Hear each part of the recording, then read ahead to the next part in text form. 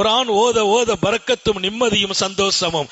இங்கே நான் தெளிவாக சொல்வேன், நபிகள் நாயகம் ஸல்லல்லாஹு அலைஹி வஸல்லம் குர்ஆனை ஓதினார்கள், பிறரை ஓதச் சொல்லி கேட்பார்கள், பிறரை ஓத சொல்வாங்க. இப்னு மஸ்ஊத கூப்பிடுவாங்க, நீங்கள் ஓதுங்கள். ஃபக்ர அலையல் குர்ஆன் இப்னு மஸ்ஊத், இப்னு மஸ்ஊதே நீங்கள் குர்ஆன் ஓதுங்கள், நீங்கள் ஓதி நான் கேட்க பிரியப்படுகிறேன் என்பார்கள். அப்துல்லாஹ் இப்னு மஸ்ஊத் குர்ஆனை ஓதுவார்கள். ஸல்லல்லாஹு அலைஹி வஸல்லம் உட்கார்ந்து கேட்டுக்கிட்டு இருப்பாங்க.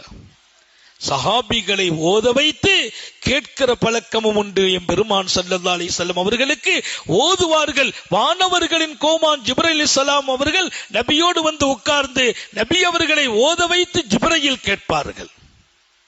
ஒரு அழகிய வாழ்க்கை அது, நிம்மதியின் வாழ்க்கை அது, சந்தோஷத்தின் வாழ்க்கை அது. உங்கள் வீடுகளில் குர்ஆனை ஓதுங்கள். ஹஃபத்துல் மலாயிகா, உங்கள் வீட்டை மலக்குகள் பாதுகாப்பார்கள். நம்ம வீட்டுக்கு பாதுகாப்புக்கு வாசல்ல காவலாளிலாம் போட வேண்டியது இல்லை. உங்கள் வீடு குர்ஆன் ஓதப்படுமையானால் அந்த வீட்டை சுற்றி மலக்குகள் பாதுகாப்பார்கள். ஷைத்தான்கள் வரமாட்டார்கள், திருடர்கள் வரமாட்டார்கள், தீயவர்கள் வரமாட்டார்கள், சூழ்ச்சிகள் நடக்காது, செய்வினைகள் உங்கள் வீட்டை தொடாது. உங்கள் வீட்டின் பாதுகாப்பு அல்லாஹ்வின் மலக்குகளே வருவார்கள் என்றார்கள் நபிகள் நாயகம் ஸல்லல்லாஹு அலைஹி வஸல்லம்.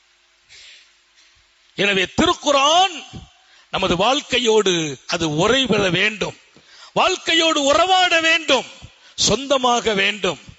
காத்தமுன் நபியின் ஸல்லல்லாஹு அலைஹி வஸல்லம் சஹாபிகளை குர்ஆன் ஓதுவதற்கு பழக்குகிறார்கள், ஓத வைக்கிறார்கள்.